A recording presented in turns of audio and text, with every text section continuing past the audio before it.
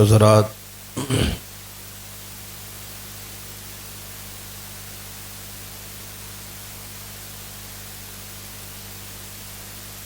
رجب المرجب کا مہینہ جاری ہے۔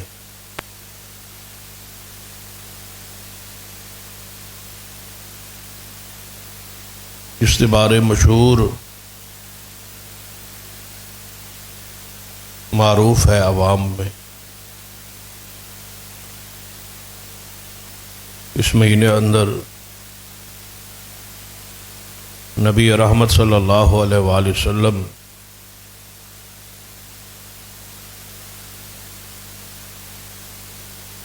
کو معراج حاصل ہوا۔ آپ معراج پہ تشریف لے گئے۔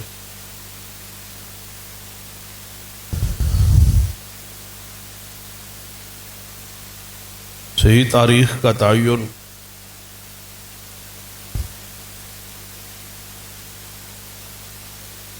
تو موجود نہیں ہے، مشہور اور معروف یہی بات ہے۔ 27 رجب المرجب کو معراج ہوئی۔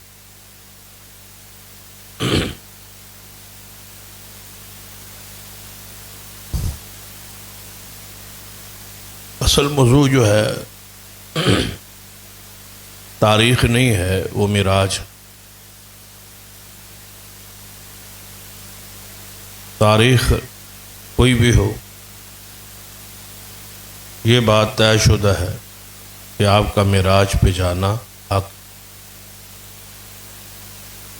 اس پر تمام اہل سنہ متفق ہے، پوری امت مسلمہ متفق ہے کہ حضور کا معراج پہ جانا حق۔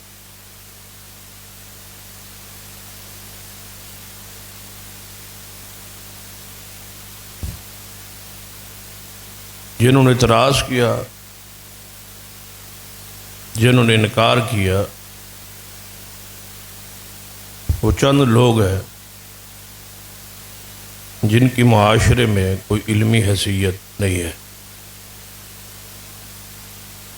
یا ان کے اس موقف کو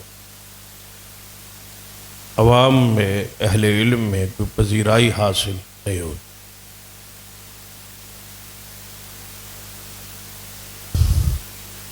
اس کے انکار کی مختلف انداز ہے، مختلف صورت ہے۔ بعض نے تو یہ سرے سے ہی انکار کی کہ کیسے ممکن ہے کہ ایک بشر آسمانوں پہ جائے اور رات کے ایک تھوڑے حصے میں پلٹ کے واپس بھی آئے۔ یہ بات سرے سے ہی عقل کے خلاف۔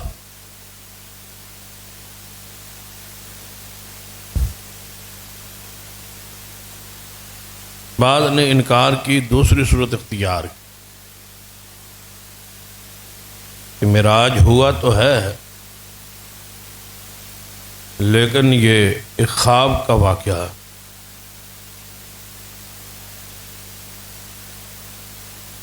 کہ حضور علیہ الصلوۃ والسلام کو یہ خواب کا منظر ہے جو آپ نے بیان۔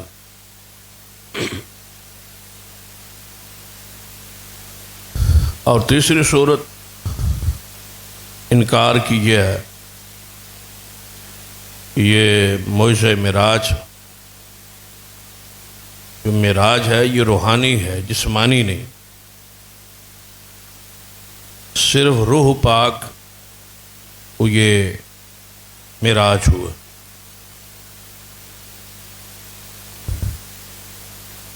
تو اس حوالے سے ہمارا موقف عقیدہ نظریہ کیا ہے؟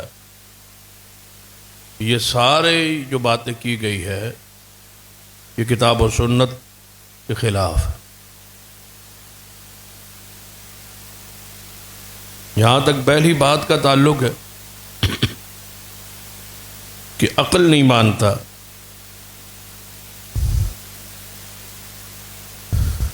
کہ ایک بشر، ایک انسان اس جسم کے ساتھ آسمانوں پر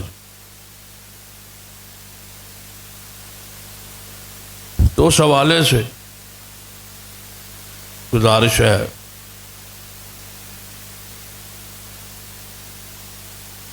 کہ بہت ساری چیزیں ہیں جنہیں عقل نہیں مان،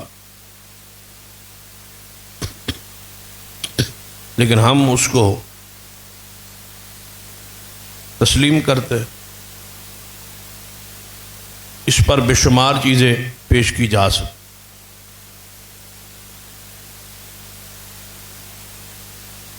بلکہ ایک مفسر نے تو بڑی پیاری بات کی، جو کہتا ہے کہ عقل نہیں مانتا، مشاہدہ ذہن عقل نہیں مانتا، تو انہوں نے بجائے آگے جانے کی یہی بات روک دی ہے۔ فرمایا عقل کو تو مانتے ہو نا کہ تم میں عقل ہے، تو اس کو آپ کو کیسے مانتے ہیں کہ آپ کے اندر عقل ہے؟ نہ دیکھی ہے آپ نے، نہ سنی آپ نے، نہ دیکھی آپ نے، نہ کوئی محسوس کی، لیکن مانتے ہو کہ مجھ میں عقل ہے۔ اگر بغیر محسوس کی اپنی عقل کو مانتے ہو تو یہ بات کیسے خلاف عقل ہے کہ محمد مصطفیٰ صلی اللہ علیہ وسلم کا معراج پہ جانا؟ وہ حدیث اس حوالے سے فیصلہ کون ہے؟ نبی علیہ الصلوۃ والسلام نے فرمایا تم میں سے کوئی شخص مومن ہی نہیں ہو سکتا جب تک اس چیز پر ایمان نہ لائے جو کچھ میں محمد صلی اللہ علیہ وسلم لایا ہوں، اپنی عقل کو جب تک اس کے تابع نہ کرے۔ حضور نے فرمایا اپنے عقل کو وحی کے مقابلے میں پیش کرنا یہی تو بے وقوفی۔ عقل کو شریعت کے تابع کریں، عقل کو حدیث کے تابع کریں۔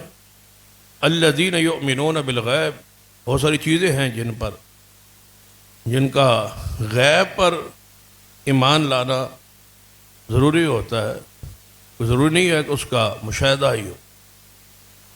ایک بندہ کیسے تصور کر سکتا کہ جو میرا باپ ہے وہی میرا باپ ہے، لیکن لوگوں کی گواہیوں پر، لوگوں کے کہنے پر، ماں کے کہنے پر، ماحول کے کہنے پر، معاشرے کے کہنے پر تسلیم کر لیا ہے، اور اتنا تسلیم کیا ہے کہ کبھی عقل میں یا ذہن میں یہ بات آئی ہی نہیں کہ ہو سکتا ہے یہ میرا باپ نہ ہو۔ لوگوں نے بتلایا، ماحول نہیں بتلایا، تو جب ماحول اور لوگوں کے کہنے پر یہ سب کچھ مان لیا ہے تو قرآن کے کہنے پر، حدیث کے کہنے پر، محمد مصطفیٰ کے فرمانے پر کیوں نہیں اپنے عقل کو تابع کرتے؟ جب حضور نے فرما دیا کہ میں گیا ہوں تو پھر جانا حق ہے حضور علیہ السلام۔ پھر ایسی بات بھی کوئی کیا آدم علیہ السلام جنت میں نہیں رہے؟ پھر انہیں جنت سے نکالا گیا اور پھر وہ زمین پہ تشریف نہیں لائے؟ کیا اس پر قرآن پاک کی آیات گواہ نہیں؟ تو آدم علیہ السلام کا اگر اوپر سے نیچے آنا حق ہے تو حضور کا نیچے سے اوپر جانا کون سا خلاف عقل ہو؟ اسی طرح عیسیٰ ابن مریم علیہ السلام کے حوالے سے امت کا ایک اجماعی عقیدہ ہے کہ اللہ تعالیٰ نے کو زندہ آسمانوں پہ اٹھا لیا ہے اور وہ پہلے آسمان پر موجود ہے۔ اگر یہ سب کچھ حق ہے تو پھر نبی علیہ السلام کے معجزہ معراج کا انکار کس بنیاد پہ ہو سکتا؟ اس سے عقل کو حدیث کے تابع کرنا ہوگا، تب جا کے بندہ تسلیم کرے گا قرآن کی آیات کو اور حدیث پاک کے فرامین کو۔ ایک اور انداز سے دیکھ تاکہ یہ بات ذہن میں بیٹھ جائے، سمجھ آئے کہ معراج پہ جانا حضور علیہ السلام کا، بندہ کہتا ہے کہ عقل کے خلاف، کہ بندہ بھلا کیسے جا سکتا ہے؟ بھائی کوئی شک نہیں اس میں، بندہ نے خود جانا ہو تو مشکل ہے، ناممکن ہے کہ بندہ خود نہیں جا سکتا، لیکن اگر لے جانے والا اللہ ہو تو پھر اس میں شک کیا ہو سکتا؟ ہم وسائل کے محتاج ہیں نا، ہم ذرائع کے محتاج ہیں، ہم ان ساری چیزوں کے محتاج ہیں جن کے بغیر ہم جا نہیں سکتے، سفر نہیں کر سکتے، لیکن اللہ تبارک و تعالیٰ نے جب معجزہ اسراء اور معراج کا ذکر کیا تو جن الفاظ سے اس کا ذکر ہوا ہے قرآن پاک میں، وہ سارے نظریات کا رد ہے جو بھی معجزہ معراج کے انکار میں نظریات بنائے گئے، سب کے لیے ایک جملہ ہی کافی ہے، سبحان الذی اسرا، پاک ہے وہ ذات، کس سے؟ یہاں سبحان الذی لانے کا معنی کیا تھا؟ پاک ہے وہ ذات، کس سے؟ جس کے بارے میں تم سوچتے ہو نا کہ بندہ یا بشر یا انسان اوپر نہیں جا سکتا، جو کمزوریاں تم سوچتے ہو ان ساری کمزوریوں سے کون پاک ہے؟ اللہ، ان نقائص سے، ان کمیوں سے اللہ تو پاک ہے، وہ قدرت رکھتا ہے، کن فیکون کی طاقت، تبارک الذی بیدہ الملک وہو علی کل شیء قدیر ہے۔ تو اس نے لفظ معجزہ معراج کے بیان سے پہلے جس لفظ کا اللہ نے بیان کیا ہے وہ سب کے لیے کافی ہے، سبحان الذی، جو لے گیا ہے وہ میں ہوں، یہ میری ذات، یہ میری شان ہے، یہ میرا کمال ہے کہ میں نے یہ سفر کرایا ہے، میں نے یہ معراج کرایا۔ جب معاملہ اللہ کا ہے تو پھر انکار کیسے ہو سکتا؟ پھر انکار کرنے والا سوچے کہ وہ یہاں تک کیسے پہنچا ہے، جو انکار کر رہا ہے وہ ذرا سوچے کہ وہ اس مقام تک، انکار کے مقام تک وہ کیسے پہنچا ہے، اس کو کیسے پہنچایا گیا، اس کی اصل کیا تھی، وہ کیسے بنا، وہ کیسے دنیا میں آیا۔ اگر رب اس کو لانے پر، اس مقام پر قادر ہے تو محمد مصطفیٰ کے معجزہ معراج کا انکار کیسے ہو سکتا ہے؟ دوسرا اعتراض یہ ہے کہ یہ خواب کا معاملہ ہو سکتا ہے۔ اگر نبی علیہ الصلوۃ والسلام خواب کے اندر معراج پہ تشریف لے گئے ہوتے تو کفار مکہ اور قریش مکہ میں کوئی انکار کی صورت نہ ہو۔ کیوں؟ خوابوں میں جانا، خوابوں میں یہ سفر، اس میں کون سا خاصہ ہے؟ یہ تو عام آدمی جو ہے وہ بھی بعض دفعہ ایسے ہوتا ہے کہ خواب کے اندر مر جاتا ہے، خواب کے اندر اٹھ پڑتا ہے، خواب کے اندر سفر کرتا ہے، خوابوں پہ آسمان پہ جائے، زمین پہ رہے، کہیں سفر کرے۔ تو یہ کوئی ایسا معاملہ نہیں تھا۔ اگر خواب کا ہوتا تو اس انداز سے بیان بھی نہ ہوتا اور کفار اور قریش کے لیے حیران کن بات بھی نہ ہوتی، وہ تعجب نہ کرتے، وہ انکار نہ کرتے، مذاق نہ اڑاتے، استہزاء نہ کرتے۔ اگر نبی علیہ الصلوۃ والسلام نے خواب کا ذکر کیا ہوتا اور تو پھر آپ کو کہا نہ جاتا کہ آپ بیان نہ کریں، ہر والے یہ مشورہ نہ دیتے۔ سیدہ ام ہانی رضی اللہ تعالیٰ عنہ، جن کے گھر سے یہ معراج شروع ہوا، یہ سیدنا علی رضی اللہ تعالیٰ شیر خدا، یہ ان کی بہن ہے سیدہ ام ہانی رضی اللہ تعالیٰ۔ ان کے گھر سے معراج کا سفر جو ہے وہ شروع ہوتا ہے۔ تو سیدہ ام ہانی سے جب آپ نے اس کا ذکر کیا، گھر والوں سے ذکر کیا، تو آپ کو کوئی روکنے والا نہ ہوتا۔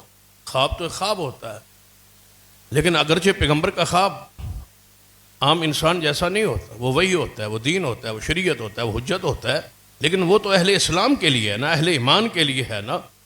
تو کافر بندہ تو اس پر کوئی حیرانگی یا تعجب کا اظہار نہ کرتا۔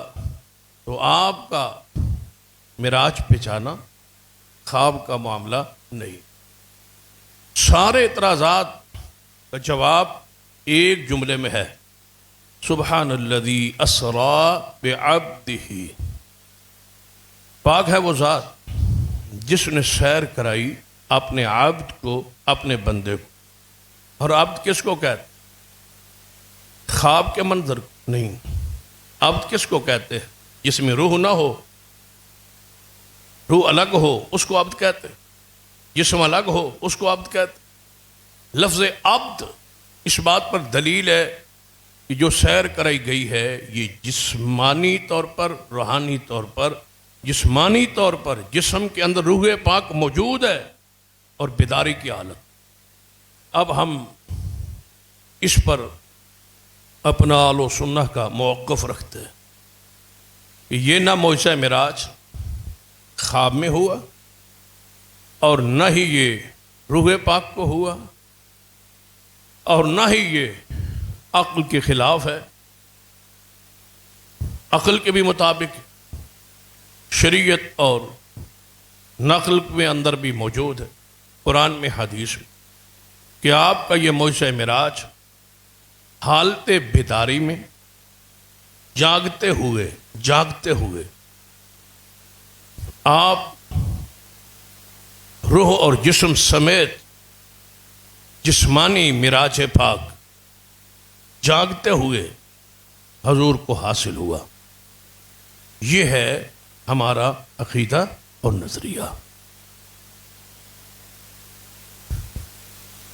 اب وہ سفر رات کو ہوا ہے اور رات کے کتنے حصے میں ہوا ہے اس کا تعین نہیں ہو سکتا. بہت سارے لوگوں نے یہ کہا کہ وہ رات لمبی ہو گئی ہوگی، دنیا سوئی رہی ہوگی. یہ ساری چیزیں لمبی کرنے والے وہ لوگ ہیں جن کا عقل نہیں مان رہا. صرف سمجھ لے کہ لیلن، اللہ تبارک و تعالیٰ نے فرمایا رات کے قلیل حصے، یہ بھی نہیں بات رات کا 1/3، رات کا نصف، رات کے تھوڑے سے حصے میں. کتنا تھوڑا تھا اس کے بارے میں آپ یہی کہہ سکتے ہیں کہ جتنا تھوڑے کا آپ تصور کریں گے یہ اس سے بھی تھوڑا. اپنے ذہن خیال کے مطابق پہلی بات تو ہے کہ مکہ مکرمہ سے لے کر شام تک، بیت المقدس تک 40 دنوں کا سفر ہے، 40 دنوں کا. اور پھر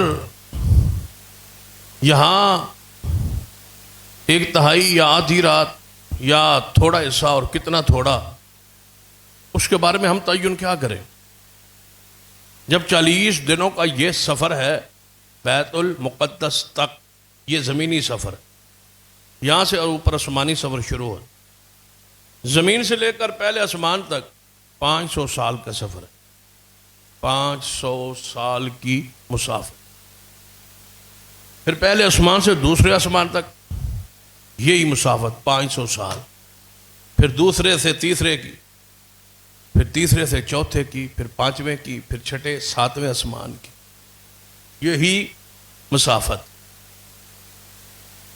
تو صرف آسمانوں کی مسافت 3500 سال کی، اور یہ صحیح حدیث میں مسافت موجود ہے. جب مسافت یہ ہے تو رات کتنی ہوگی؟ تو اس میں ہم اپنے عقل کو کیسے دوڑا سکتے ہیں؟ بس اتنا ہی کافی ہے کہ جو کچھ قرآن نے کہہ دیے اس پر ایمان. بہت ساری چیزیں ایسی جو حضور کے زمانے میں سمجھنا عامی آدمی کے لیے مشکل تھا، اور آج بہت ساری چیزیں ہیں جن کے لیے سمجھنا ہمارے لیے آسانی ہے. ایسے ہی یہ تو سلسلہ قیامت تک جاری ہے. ہو سکتا ہے ایسے احوال اور ایسے حالات اور ایسے دور آ جائے کہ ہر پڑھنے والا اور معجزہ معراج سننے والا یہ کہہ اٹھے کہ حیران ہے ان لوگوں پر جنہوں نے ان کا انکار کیا تھا، کہ اس دور میں وہ انکار کرتے رہے. وہ ان سکالروں پر، ان پڑھے لکھے لوگوں پر وہ افسوس کرے کہ وہ انکار کرتے رہے، جبکہ آج تجربہ یہ کہہ رہا ہے، آج یہ تجربہ کہہ رہا ہے کہ بندے کا جانا کوئی مشکل امر نہیں تھا، لیکن وہ انکار کرتے رہے. تو اس لیے ضروری ہے کہ جو بات سمجھ آ گئی وہ تو سمجھ آ گئی، جو کتاب و سنت کی سمجھ نہ آئے اس پر ایمان رکھیں. وقت آئے گا اور ضرور آئے گا کہ ایک ایک شخص جو ہے ایک ایک آیت اور ایک ایک حدیث کو سمجھے گا اور اس پر ایمان اور تسلیم اور اس کا عقل یہ پکارے گا اور کہے گا کہ جو کچھ قرآن نے کہا، جو کچھ حدیث نے کہا وہ حق اور سچ ہے۔ پہلے دن سے ہی یہ فیصلہ سیدنا ابو بکر صدیق رضی اللہ عنہ کر دیا تھا، وہیں سے بات شروع ہوتی۔ معراج کے حوالے سے اصل بات پوری امت سیدنا صدیق کے دروازے پر کھڑی ہے، اس کو سمجھنے، اس پر ایمان لانے کا انداز جو صدیق نے اختیار کیا وہی قیامت تک کے لیے شریعت کو مطلوب ہے۔ کہ آپ نے کیسا کردار ادا کیا، کہ آپ معراج پہ گئے، واپس تشریف لائے، گھر والوں نے یہ کہا کہ آپ یہ معجزہ معراج بیان نہ کریں، اگر آپ بیان کریں گے لوگ انکار کریں گے، لوگ مذاق اڑائیں گے، آپ اس کو بیان نہ کریں۔ تو نبی علیہ الصلوۃ والسلام نے فرمایا کہ میں اس کو بیان کروں۔ آپ نے بیان کیا، بڑے اجتماع میں کیا، لوگوں کے سامنے کیا، اپنے اور مخالفین کی موجودگی میں کیا، اور جب بیان کیا حیران کن امر ہے کہ اصحاب رسول میں سے ایک ہستی شخصیت بھی ایسی نہیں تھی جس نے انکار کیا ہو۔ یہ اختلافات اگر کسی نے معراج کے حوالے سے کیا یہ بات کی بات ہے، صحابہ کرام میں سے تو کوئی انکاری نہیں۔ اللہ تبارک و تعالیٰ تو یہ چاہتا تھا کہ آج یہ فیصلہ ہو، کون ہے جو عقل کو پیش کرتا ہے، کون ہے جو تعویلیں کرتا ہے، اور کون ہے جو محمد مصطفیٰ کی اتباع کرتا ہے اور جو کچھ حضور فرماتے ہیں اس کو مانتا اور تسلیم کرتا ہے۔ صحابہ کرام میں سے ایک شخص کا، ایک ہستی کا انکار نہ کرنا معجزہ معراج کا، کیا انہیں سلام نہیں پیش کیا جائے؟ اس دور میں یار، اس دور میں تو دنیا کہیں سے کہیں پہنچو، سائنسی ایجادات ہیں، ترقی یافتہ دور ہے، میڈیا کا دور ہے، لوگ جہازوں پہ سفر اور اڑ رہے ہیں اور کر رہے ہیں، چاندوں پہ جانے کے دعوے ہیں کہ چاند پر ہو آئے، یہ ساری چیزیں آج کے اس دور میں اس دور کی طرف توجہ کیجیے جس دور کا تعلق اصحاب رسول رضوان اللہ علیہ مجمعین کے، جب یہ ساری چیزیں نہیں تھی، لیکن کوئی ایک ہستی ایسی نہیں ہے جو انکاری ہو معجزہ معراج کی، وہ حضور کی بات کو ایسے تسلیم کر۔ ابو جہل یہ بانی ہے انکار معجزات کا، یہ بانی ہے معجزہ معراج کے انکار کا، اور جو انکار کرتا ہے ان پہ غور کرنا چاہیے کہ ان کا اول کون ہے، ان کی ابتدا کہاں سے ہوئی، اس فکر کا موجد کون ہے، اس فکر کا مؤسس کون ہے، کس نے بنیاد رکھی ہے کہ عقل نہیں مانتا، کس نے کہا ہے کہ ہم معجزہ معراج نہیں مانتے، کون کہتا ہے محمد مصطفیٰ کے پاس آگے کہ ہم نہیں مانتے اس معجزہ معراج کو، عقل نہیں مانتا، ہم دلائل دیں، ہمیں دلائل دیں، کیسے گئے ہیں ہمیں بیان کریں، ہمیں وضاحت کریں۔ یہ آپ اپنی قسمت پہ روئے اور سوچیں، اور اہل اسلام کے لیے، اہل ایمان کے لیے، اہل و سنہ اہل اسلام کے لیے خوشخبری ہے کہ آپ کس ہستی اور شخصیت کے ساتھ کھڑے ہیں جسے زمانہ صدیق اکبر کہتا ہے رضی اللہ عنہ، کہ آپ اس فکر کے بانی اور مؤسس ہیں۔ کس کے؟ کہ نبی علیہ السلام نے معجزہ معراج بیان کیا، لوگوں نے، کفار نے استہزاء کیا، مذاق کیا، انکار کیا، اور کہنے لگے کہ آؤ چلتے ہیں ابو بکر صدیق کے پاس رضی اللہ عنہ، اور امید یہ ہے کہ ابو بکر کے پاس جائیں گے وہ بھی انکار کر دیں، اور جب وہ انکار کریں گے تو ساری بساط ہی اسلام کی الٹ پلٹ ہو جائے گی، اور ہم صدیق کو اگر توڑنے میں کامیاب ہو گئے محمد مصطفیٰ سے، تو اسلام کو ختم کرنے کی جو ہماری سازشیں ہیں اس میں ہم کامیاب ہو سکتے ہیں اگر صدیق محمد مصطفیٰ سے ٹوٹ جائے۔ اور یہ پرانی خواہش اور چاہت جو آج تک دلوں میں موجود ہے کہ صدیق رضی اللہ تعالیٰ کو حضور سے جدا کیا جائے، حضور سے توڑا جائے۔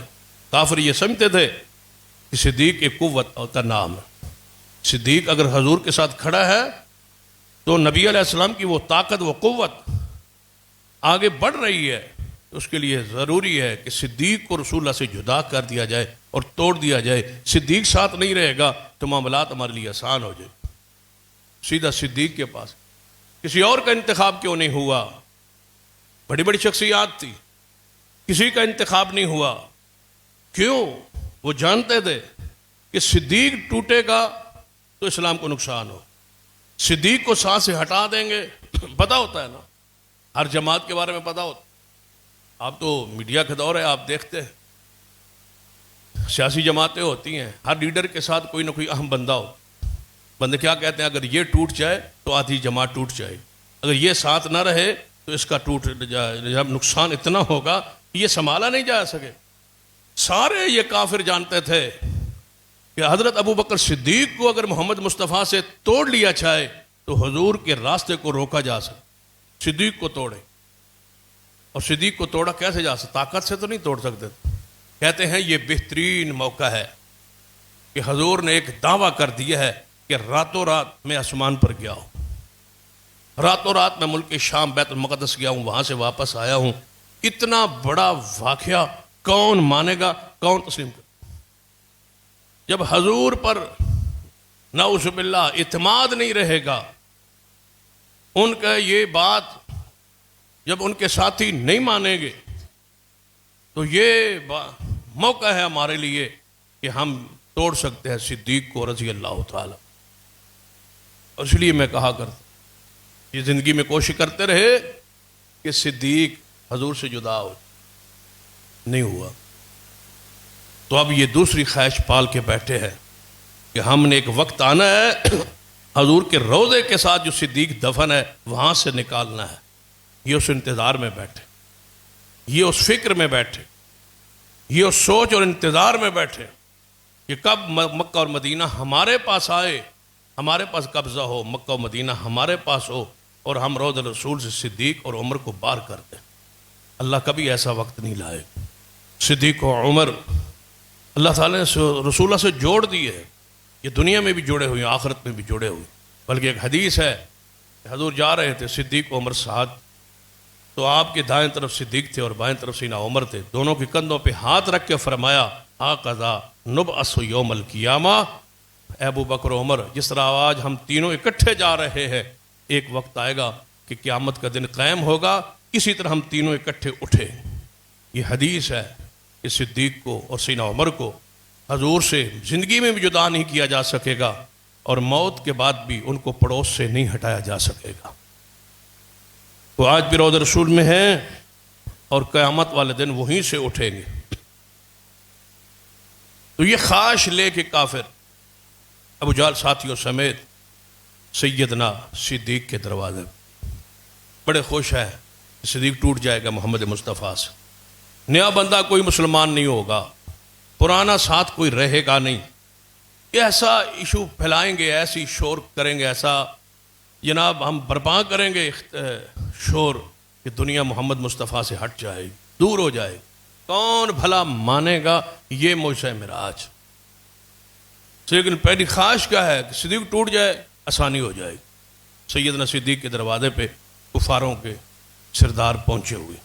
ابو بکر صدیق بار آئے, کیا ہے, کیا معاملہ ہو؟ کہنے لگا ایک بات پوچھنے سے آپ کے پاس آئے. روز روز کہتے ہیں آپ کو سمجھایا ہے, بہت کچھ کیا ہے, لیکن آپ نے ہماری کبھی بات نہیں مانی. آج بات ہماری پہ غور کرے. لیکن فرمایا بتاؤ کیا ہے؟ بڑی ترتیب سے ابو جہل بولا, اگر کوئی شخص یہ کہے, اگر کوئی شخص یہ دعویٰ کرے کہ میں رات کے تھوڑے سے حصے میں, اور وہ رات کے وقت, عشاء کے وقت, شام کے وقت یہیں ہو, مکہ میں ہو, یہیں ہو, ہمارے پاس ہو, ہمارے وہاں موجود ہو, اور صبح سویرے پھر یہیں موجود ہو, شام کو بھی یہیں تھے, صبح بھی یہیں ہے, دعویٰ کیا ہے؟ اور دعویٰ کرے کہ میں رات سے یہاں سے لے کر بیت المقدس گیا ہوں, شام گیا ہوں. ابو بکر جانتے ہو نا, آپ نے بھی صبر کیے, ہم نے بھی صبر کیے, یہ تو 40 دن تک ہم صبر کرتے ہیں تب وہاں پہنچتے ہیں. آپ جانتے ہیں نا؟ صدیق نے فرمایا کیوں نہیں جانتا, برہا مرتبہ یہ سفر ہوئے, جانتا ہوں. پھر وہاں سے دعویٰ کرے کہ میں پہلے آسمان پر پھر دوسرے آسمان پر میں ساتوں آسمانوں کی سیر کر آیا، میں جنت کی سیر کر آیا، کیا یہ بات ماننے والی ہے؟ بس یہ آپ سے پوچھنے آئے ہیں۔ آج تو انتہا ہو گئی ہے۔ پہلے ہم کہتے تھے یہ مشہور ساحر ہے، نعوذ باللہ، مشہور ہے، اس پر جادو کیا گیا ہے، مجنون ہے، دیوانے ہیں، نعوذ باللہ۔ آج تو ثابت ہو رہا ہے نا، صدیق کے سامنے یہ ساری باتیں، صدیق نے ایک ہی بات کہی۔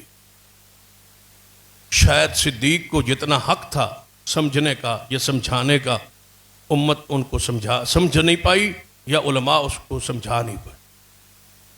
سیدنا صدیق کی گہرائی کو، ان کے علمی وسعت کو، ان کے ایمان کی کیفیت کو اور ان کی ایمان کی گہرائی کو جتنا بھی بیان کیا جائے اور جتنا سمجھا جائے اتنا ہی کم ہے۔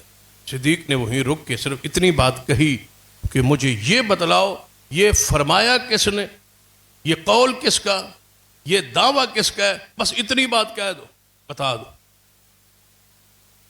انہوں نے کہا یہ دعویٰ تو تمہارے نبی محمد صلی اللہ علیہ وسلم۔ تو صدیق نے فرمایا پھر مجھ سے پوچھنے کیوں آئے ہو، پھر میرے دروازے پہ کیوں آئے ہو؟ اگر دنیا کا کوئی اور انسان کہے تو میں نہیں مانتا، اگر محمد مصطفیٰ فرمائیں تو حق ہے اور سچ ہے، میں صدیق ان کی تصدیق کرتا ہوں۔ الذی جاء بالصدق وصدق بھی، اللہ کہتا ہے میرا محمد سچ لے کے آیا، لیکن لے لانے والے محمد مصطفیٰ سچ تھے، لیکن تصدیق کرنے والے کی شخصیت میں بھی کوئی شک نہیں۔ وصدق بھی، لانے والے سچا ہے اور تصدیق کرنے والے صدیق ہے رضی اللہ تعالی۔ یہاں ذرا روک کے سوچے، صدیق نے مان لیا، تصدیق کر دی، تائید کر دی، پھر صدیق حضور کے پاس آئے۔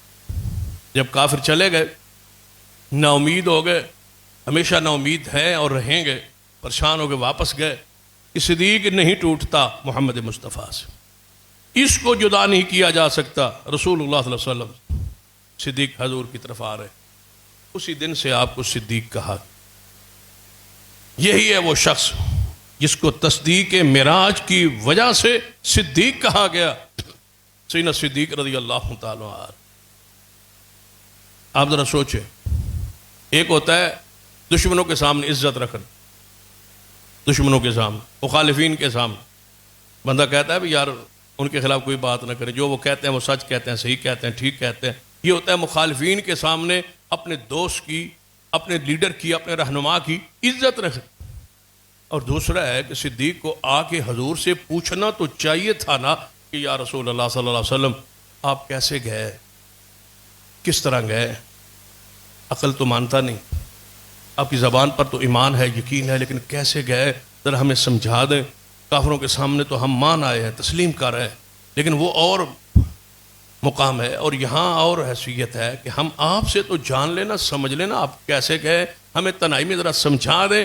صدیق نے تنہائی میں بھی سوال نہیں کیا، پوچھنے کی ضرورت ہی محسوس نہیں کی۔ جو حضور نے فرمایا میں گیا ہوں، کیسے گئے، یہ سوال نبی سے بنتا ہی نہیں، آپ کیسے گئے ہیں، جو حضور نے فرمایا سچ فرمایا۔ صدیق نے اکیلے میں بھی سوال نہیں کیا، تنہائی میں بھی نہیں پوچھا۔ اسی وجہ سے حضور نے فرمایا تھا کہ جس چیز پر میں ایمان رکھتا ہوں ہر اس چیز پہ صدیق ایمان رکھتا ہوں۔ اس سے بڑا درجہ کیا ہو سکتا؟ کون فرما رہے ہیں؟ محمد مصطفیٰ صلی اللہ علیہ وسلم کہ میں مانتا ہوں، ابو بکر مان، میں ایمان لایا، ابو بکر عمر مان، جو کچھ ہے جس چیز پر میرا ایمان ہے ہر اس چیز پر ابو بکر اور عمر کا ایمان ہے۔ یہ حضور فرما رہے ہیں محمد مصطفیٰ صلی اللہ علیہ وسلم۔ یقین تھا، اور یہ موقع کب آیا تھا؟ وہ الگ حدیث ہے صحیح البخاری میں کہ نبی علیہ الصلوۃ والسلام نے ایک واقعہ بیان کیا، اور جب حضور کوئی واقعہ بیان کرتے تھے تو کوئی خلاف عقل ہوتا یا کوئی ایسا ہوتا جو عام سمجھ سے بالا تر ہوتا، اور صحابہ اس کو مانتے، تسلیم کرتے، فطری بات ہے حضور کو خوشی ہوتی۔ اور جب کوئی اس کی تصدیق کا کوئی معاملہ پیش آ جاتا تو حضور خوش ہو کے فرماتے تھے میں کہا کرتا تھا نا، میں نے کہا تھا نا ایسا ایسا ہوگا، پھر ہوا نا، حضور خوش ہوتے۔ اس طرح وہ حدیث میں آتا ہے کہ سیدنا تمیم داری رضی اللہ تعالی یہ دجال کو دیکھ کے آئے۔ یہ دجال سمندر کے ایک جزیرے میں موجود، لوگ آج بھی انکاری ہے نا کہ دجال کوئی نہیں، اگر ہوتا تو دنیا وہاں تک پہنچ گئی ہوتی.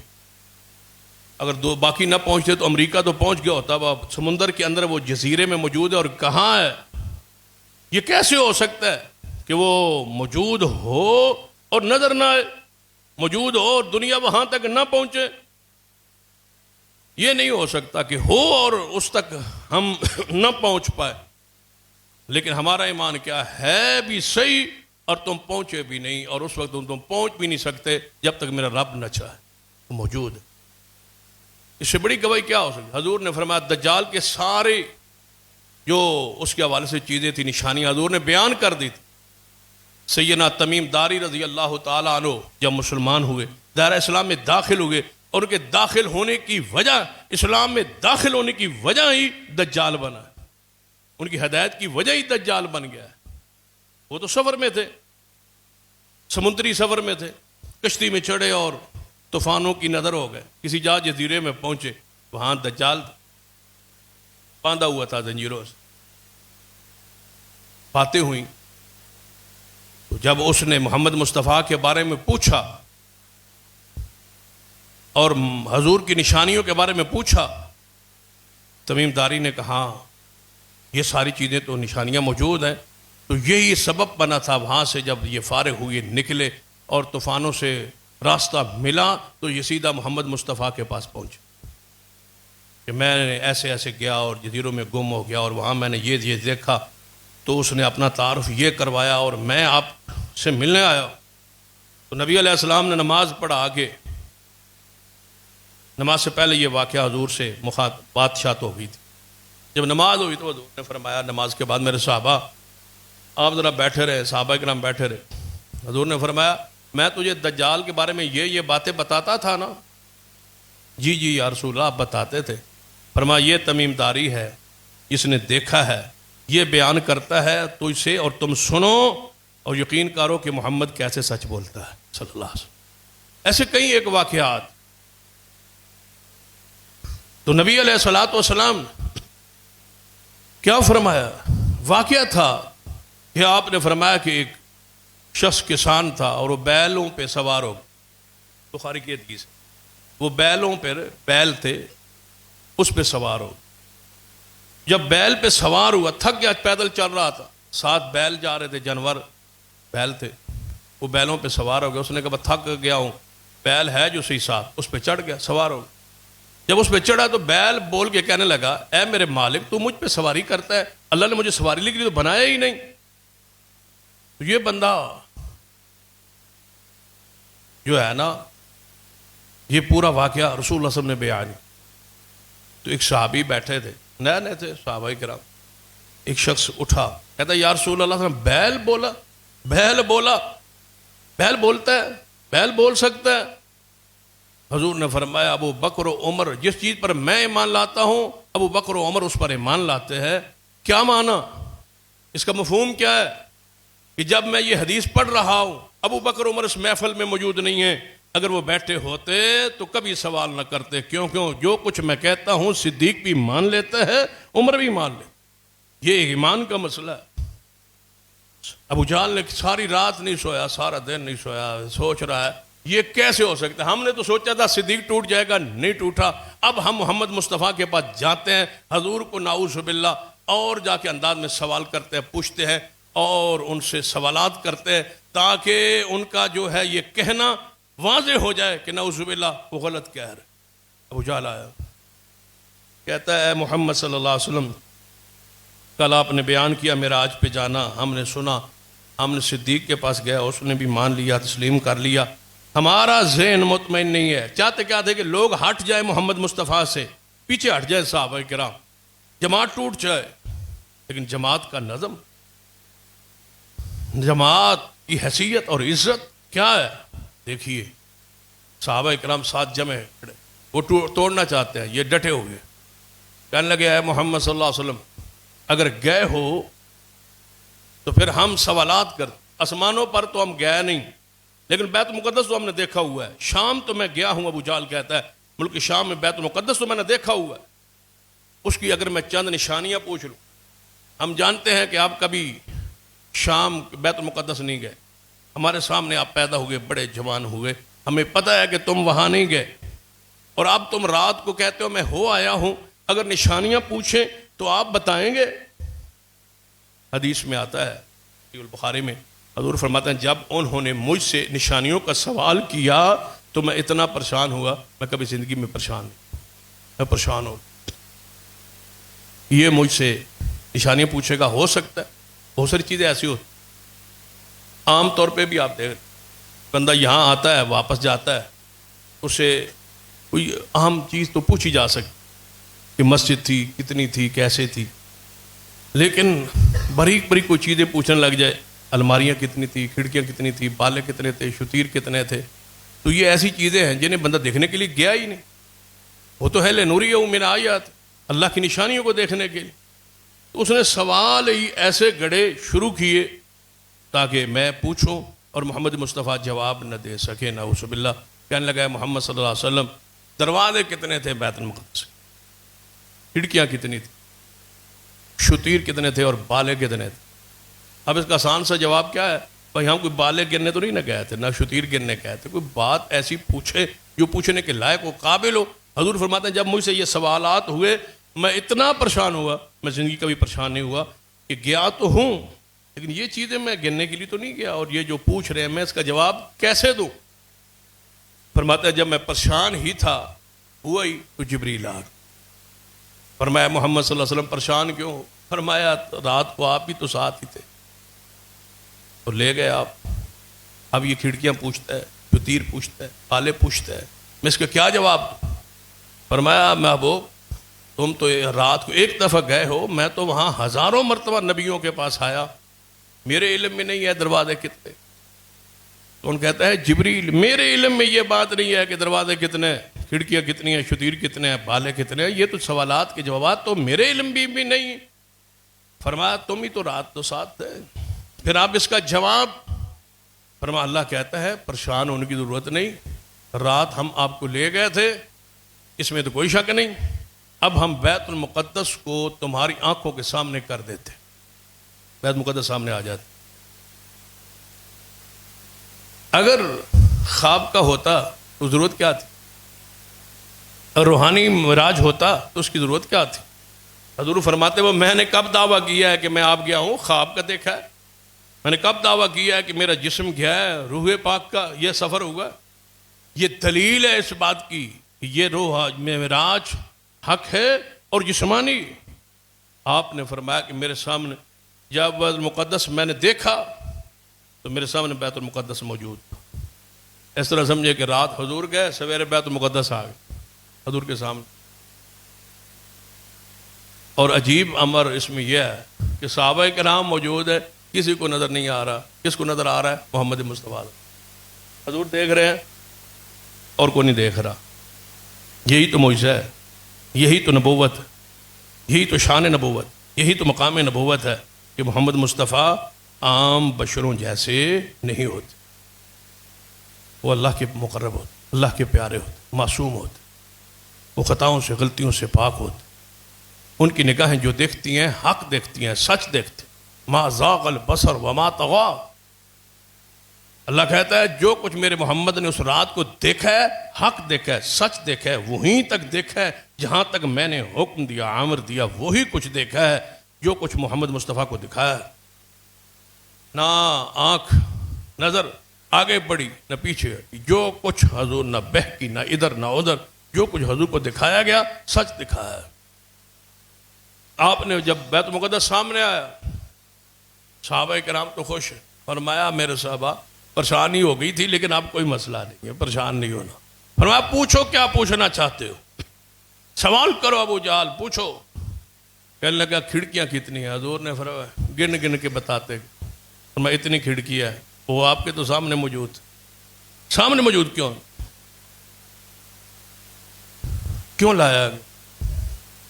حاضر ناظر تو نہیں تھے نا، تبھی تو اس کو ادھر لایا گیا، بیت المقدس سامنے کیا گیا، درمیان سے وہ پردے ہٹائے گئے، بتایا گیا گنو، حضور گنتے گئے، اتنے بالے ہیں، اتنی شتیر ہے، اتنی کھڑکی ہے، جو چاہو پوچھو۔ اب محمد مصطفیٰ گنتے گئے، دیکھتے گئے اور بیان فرماتے گئے، حضور نے بیان کی۔ آپ کا جانا معراج پہ حق. سفر کہاں سے شروع ہوا؟ سجدہ ام ہانی رضی اللہ تعالیٰ عنہا کے گھر سے. آپ فرماتے ہیں کہ میں سیدہ ام ہانی کے گھر میں سویا ہوں، آرام کر رہا تھا، اور لازم امر ہے یہ عشاء کے بعد کا وقت، سوئے ہوئے ہیں حضور. جبریل علیہ الصلوۃ والسلام آپ کے پاس تشریف لائے. اس میں آتا ہے کہ آپ کے پیروں کی طرف سے، قدم پاک کی طرف سے آگے جبریل علیہ الصلوۃ والسلام نے آپ کے پیروں کو ہاتھ لگایا. حضور اٹھے، بیدار ہو. فرماتے ہیں مجھے اٹھایا گیا، وہاں سے اٹھا کے مجھے حتیم کے اندر، بیت اللہ کے اندر، حتیم وہ جگہ جس کا طواف تو ہوتا ہے لیکن اوپر چھت نہیں، حتیم کی جگہ پر مجھے لایا، وہاں مجھے لٹا دیا. لٹا دینے کے بعد میرے سینہ پاک کو چاک کیا، پورا سینہ پاک کو چاک کر کے میرے دل مبارک کو باہر نکال لیا گیا. یہ آپریشن بھی بڑا نفیس ہے اور بڑا پیارا ہے. اور نبی علیہ الصلوۃ والسلام کہ اور یہ قدرتی امر بھی ہے نا، فضا بدلنے والی، ہوائیں بدلنے والی، ماحول بدلنے والا ہے. اوپر کے ماحول کے لیے حضور کے جسم پاک کو تیار کیا جا رہا ہے. ہر انسان کے اندر ایک وہ بشری لوتھڑا ہوتا ہے جو انسان کو گناہوں پر آمادہ کرتا، جو گناہوں کی خواہش کرتا ہے. حضور تو جو بچپنے میں تھے سیدہ حلیمہ کی بکریاں چرا رہے، اسی وقت آپ کے سینہ پاک کو چاک کر کے اس لوتھڑے کو ویسے ہی نکال دیا گیا تھا. محمد مصطفیٰ صلی اللہ علیہ وسلم تو اتنے پقیدات، اتنے پقیدات. یہ دوسرا موقع ہے کہ آپ کے سینہ پاک کو چاک کیا جا رہا، جس میں آپ نے فرمایا سینہ پاک کو چاک کیا گیا. چاک کرنے کے بعد دل مبارک کو زمزم سے دھلوایا گیا. دھونے کے بعد ایک آسمان سے ایک تھال میں جو ہے ایمان اور حکمت بھرا ہوا تھا، وہ میرے سینے میں ڈال دیا گیا اور اوپر سے سی دیا گیا، اور سویرے اس کا نشان بھی موجود نہیں تھا. یہ حضور علیہ الصلوۃ والسلام کا خاصہ ہے. فرماتے ہیں پھر میرے سامنے مجھے اٹھایا گیا، یہاں سے اٹھا کے براق کے سامنے لایا. یہ براق ایک سواری کا نام، اور اس کی وجہ تسمیہ جو مفسرین نے لکھی، تیز رفتاری کی وجہ سے، برق بجلی سے تیز رفتاری کی وجہ سے براق کہا. جب یہ انبیاء کی سواری رہی، یہ براق، اس پر سارے انبیاء علیہ السلام قریباً سوار ہوئے. یہ خلیل اللہ علیہ الصلوۃ والسلام کی سوار ہوئی، اور کئی انبیاء اس پر سوار ہوئے. محمد مصطفیٰ صلی اللہ علیہ وسلم فرماتے ہیں یہ گدھے سے بڑی تھی اور گھوڑے سے چھوٹی تھی، خچر کے برابر یہ سواری. اس کا ایک قدم تا حد نگاہ جاتا تھا، جہاں بندے کی نگاہ جہاں ختم ہوتی ہے وہاں اس کا ایک قدم تھا. حضور فرماتے ہیں مجھے کہا گیا کہ آپ اس پر سوار ہو. جب میں سوار ہونے کے لیے قریب ہوا تو وہ سواری ڈری اور تو جبریل علیہ السلام نے کہا اے براق ٹھہر جا، تو آج تجھ پہ سوار ہونے لگا ہے، اس جیسا سوار تو اللہ نے پیدا ہی نہیں کیا. یہ تو محمد مصطفیٰ صلی اللہ علیہ وسلم ہے. فرماتے ہیں جب میرا نام سنا نا براق نے، رک گئی، تھم گئی، اس پر پسینہ جاری ہو گیا اور میں اس پہ سوار ہوں. یہ حضور کی سواری یہیں سے شروع ہوتی اور بیت المقدس کی طرف یہ براق کا سفر، براق کا جو سفر ہے یہ بیت المقدس تھا، جس کو قرآن پاک نے اس آیت میں بیان کیا ہے. سبحان الذي اسرى بعبده ليلا من المسجد الحرام الى المسجد الاقصى الذي باركنا حوله لنريه من آياتنا انه هو السميع البصير. پاک ہے وہ ذات جس نے یہ سیر کرائی، زمینی سیر، یہ زمینی سفر جسے اسرا کہا جاتا ہے. یہ بیت المقدس جا حضور پہنچے. راستے میں کچھ واقعات پیش آئے، جن میں سے چند مشاہدے ایسے ہیں جن کا تذکرہ کرنا عقید ایمان کے لیے انتہائی ضروری ہے، اور اس کے لیے وقت درکار ہے، جو آئندہ خطبہ میں انشاءاللہ اسی سے شروع کر کے اسراء سے معراج تک انشاءاللہ حضور کے سفر کے پاک کو بیان کریں گے۔ اللہ عمل کی توفیق دے۔ اقول قولی ھذا واستغفر اللہ لی ولکم ولسائر المسلمین وآخر دعوانا۔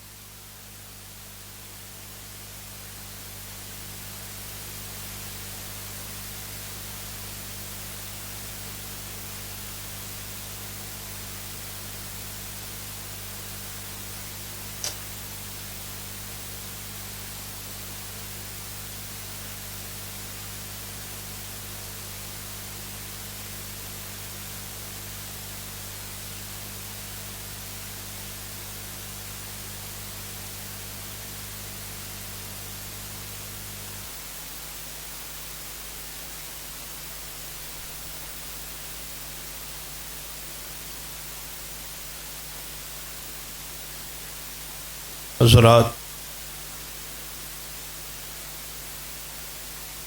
جیسے گزشتہ جمعے پہ اعلان کیا گیا تھا، جامع امام بخاری کی سالانہ تقریب بفضل اللہ تعالی 26 فروری کو ہونا قرار پائی، جس میں 22 طلبہ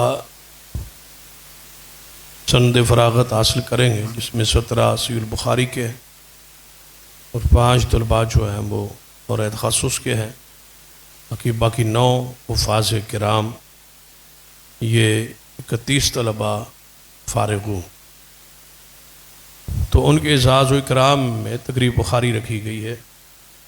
درس صحیح البخاری انشاءاللہ حضرت الامیر الحضرت علامہ سینیٹر پروفیسر ساجد میر صاحب، امیر مرکزی جمعیت اہل حدیث پاکستان، وہ خود انشاءاللہ ارشاد فرمائے۔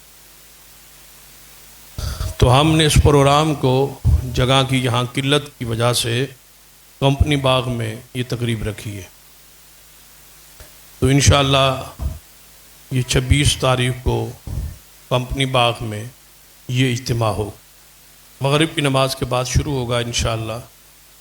اس میں مختصر دروس ہمارے جامع کے شیخین کے ہوں گے، اور ان کے بعد امیر محترم کا یہ خطاب ہوگا۔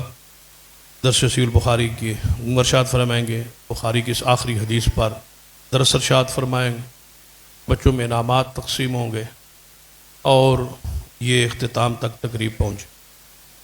اور لازمی امر ہے کہ آپ کے علم میں ہے کہ آپ اس پر ہونے والا جو اخراجات خرچ ہے وہ یہاں سے وہاں زیادہ ہوں گے، تو آپ ہر سال یہ محبت بھی فرماتے ہیں اور یہ تعاون بھی آپ فرماتے ہیں کہ جو مہمانوں کے لیے گرد و نواز ساتھی آتے ہیں، لازم امر ہے جب پروگرام وسیع جگہ پر ہے، ساتھی بھی زیادہ ہیں، پہلی گزارش تو یہ ہے کہ آپ سب آپ نے خود تشریف لانا ہے۔ کیا خیال ہے؟ آپ ان ساروں کو کہہ رہا ہوں جتنے بھی ساتھی ہیں کہ آپ سب نے خود تشریف لانا ہے انشاءاللہ۔ کم از کم جماعت کا، مقامی جماعت کا کوئی ساتھی اس میں حاضر نہ ہو، سارے احباب دوستوں سمیت تشریف لے آئے۔ دوسری گزارش ہے کہ ان مہمانوں کے لیے کھانے وانے کا انتظام، انسلام کے اخراجات وہ بھی ہے، وہاں ٹینٹ وغیرہ، کرسیاں، دیگر معاملات کے اخراجات، تو یہ ایک کثیر خرچ ہے، لیکن آپ کے جذبات اور آپ کے تعاون کے مقابلے میں انشاءاللہ یہ کچھ نہیں، تو مجھے امید ہے کہ آپ ضرور شفقت مہربانی فرمائیں گے۔ یہ تقریباً 50 کے قریب دیگیں جو ہے وہ فائنل ہوئی ہے، فی الحال 50 کے قریب، جو ایک دیگ کا خرچ جو ہے کہ بڑے گوشت کی دیگیں ہیں 50، جس میں ایک کا خرچ 12,000 روپے طے پایا۔ تو یہ مجھے امید ہے کہ 50 دیگیں آج آپ جمعے میں اس اجتماع میں بعد میں سارے اب آپ ایک ایک دیگ ذمہ لے لیں۔ پہلے طریقہ یہ ہوتا تھا کہ میں اعلان کر دیتا تھا، آپ میں سے کوئی ساتھی دے دیتے۔ اس سال تھوڑا سا طریقہ بدل لیا ہے، ہر سال طریقہ بدل لیا جاتا ہے. تقریب کی بھی مختلف جگہوں پر اس لیے میں کروا رہا ہوں کہ آپ کے لیے آسانی ہو کہ مسجد میں کروانی ہو، بعد میں کہیں کروانی ہو، ساری جگہوں پر ایک دفعہ میں کروا دوں، تاکہ زندگی کے بعد آپ کے لیے آسانی ہو کہ جہاں بھی کروانی ہو آپ کرواتے رہیں. انشاءاللہ یہ سلسلہ قیامت تک چلتا رہے گا. تو اس لیے میں نے کھلی جگہ پہ یہ پروگرام رکھا تاکہ شہر میں ادارے کا تعارف ہو جائے اور پورا شہر اس میں چیدہ چیدہ آپ تشریف لے آئے. ادارے کا تعارف، ادارے کی پہچان شہر میں کم ہے، میں سمجھتا ہوں اس میں زیادہ سے زیادہ لوگ شریک. مسجد کے اندر مخصوص احباب تشریف لاتے ہیں، وہی جو مسجد کے طور پر یا جن کا آنا سمجھتے ہیں تعلق کی بنیاد پر ضروری ہوتا ہے. وہاں انشاءاللہ ہم پورے شہر کو دعوت دیں گے. امید ہے انشاءاللہ بھرپور وہاں اجتماع ہوگا. تو اس کے لیے ہم نے اختیار یہ طریقہ کیا ہے کہ میں نے خود نام لکھ کے سارے ساتھیوں پر تقسیم کر دیا ہے. تو وہ امید ہے کہ انشاءاللہ آپ سے ساتھی رابطہ کریں گے، اس تقسیم کو آپ تسلیم کر لیں گے انشاءاللہ. تو اگر تقسیم پر راضی آپ نہ ہوئے تو پھر اگلے جمعہ انشاءاللہ پھر ہے انشاءاللہ اس میں پھر ان کے نام لے لیں گے، بھائی یہ تقسیم پر راضی نہیں ہے تو ان سے پھر اٹھوا کے لے لیں گے. تو مجھے امید ہے کہ آپ اس پر راضی ہوں. اگر آپ اس سے بچنا چاہتے ہیں تو پتہ نہیں زیادہ نہ ہو میرے ذمے، تو وہ آج جمعے پہ آپ اپنے ذمے لے لیں تاکہ آپ کے لیے آسانی ہو جائے. میں نے تقسیم کیا ہے پوری جماعت پر، برابر ہی تقسیم کیا ہے. کچھ ان کی مالی وسعت طاقت کو اپنے فہم کے مطابق دیکھ کے تقسیم کیا ہے، ان کی جذبات کو بھی دیکھا ہے، ان کی مال کو بھی دیکھا ہے، ان کی خدمات کو بھی دیکھا ہے. ساری چیزیں دیکھ کے پھر میں نے تقسیم کار کی ہے. مجھے امید ہے کہ آپ اس کو قبول فرمائیں گے. کیا خیال ہے؟ انشاءاللہ جو تقسیم پہ راضی نہ ہوا آئندہ جمعے پھر اس سے ذکر کر لیں گے، اس سے منت کر لیں گے، سماجت کر لیں گے. اللہ تعالیٰ ہم سب پر حامی و ناصر ہو. اللہ اس تقریب کو اپنی برگاہ میں قبول فرمائے اور ان طلباء کو ہمارے لیے صدقہ جاریہ بنا دے، ان معاونین کے لیے صدقہ جاریہ بنا دے. تو مجھے امید ہے کہ آپ اس کو قبول فرمائیں گے. جو ابھی جمعے کے بعد اپنا حصہ دینا چاہتے ہیں وہ دے دیں. میں نے تقسیم کار بتا دی آپ کو کہ ایک دیگ ہے جس کی قیمت 12,000 روپے ہے. تو کوئی 2 ذمے لیتا ہے، 4 لیتا ہے، ہو سکتا ہے میں نے زیادہ ڈالی ہوں، لیکن کچھ زیادہ جو کچھ لینا چاہتا ہے اپنے ذمے لیتے جائیں تاکہ یہ ہمارے لیے آسانی ہو. کیونکہ مہمان بہت زیادہ ہوں گے تو عزت افزائی یہی ہے ہماری. مقامی جماعت کا مقام، اسٹیٹس، عزت، وقار آپ کے اسی میں ہے کہ آپ بھرپور انداز میں مہمان نوازی کریں، آنے والے مہمانوں کو اکرام کریں. اللہ توفیق عطا فرمائے. ان الحمدللہ نحمدہ